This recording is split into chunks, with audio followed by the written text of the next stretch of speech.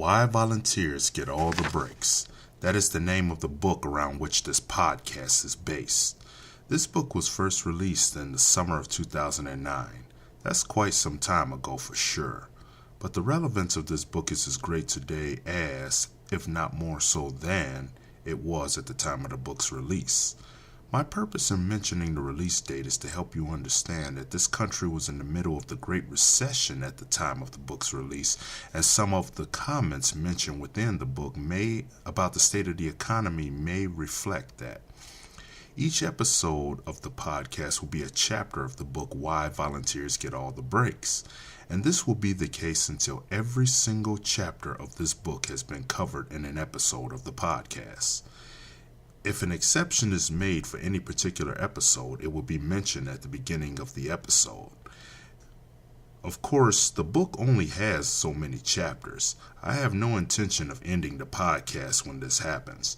Instead, I will then begin to create episodes on chapters that have not been released in the book, most likely because I had written them sometime after the book was published. I had, after all, originally intended to publish a second edition of this book, but since the book hasn't sold too well, I decided to podcast what has already been published instead. Now, the episodes of this book are not numbered. That's not an accident. The reason is because the advice given is not in any particular order. There's no sequence that any reader or listener should necessarily abide by. Also, no advice is particularly intended nor positioned to be more valuable than any other piece of advice, meaning that the value of the advice is dependent upon its usefulness in helping you get a job. Because that's what this book and thus this podcast is about, offering you an extra job landing tip that you are not likely to get anywhere else.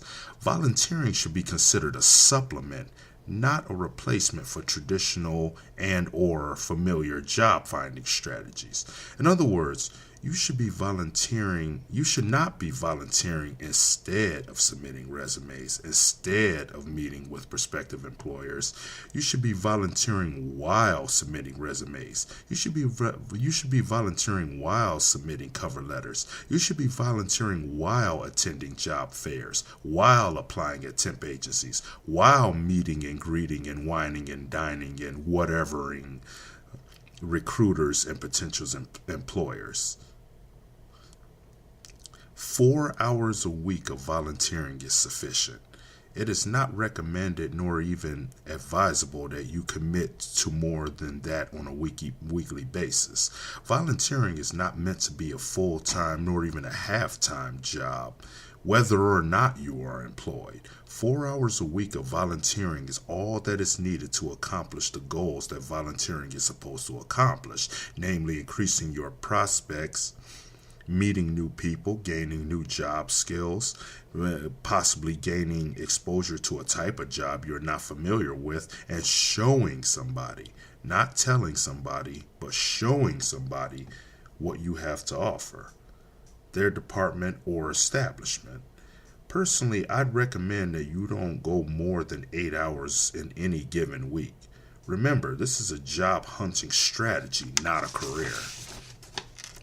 There are 168 hours in a week. If you are unemployed yet cannot commit 4 hours a week to doing volunteer work to help you end your unemployment situation, then you are not likely as serious as you claim to be about getting a job. When you want to improve your situation in life, you do what it takes, not just what is easy or convenient. Hopefully every podcast episode will have a link to Amazon or some other online store where you can purchase a copy of the book if you're interested. Either way, you'll get the book one chapter at a time in this podcast.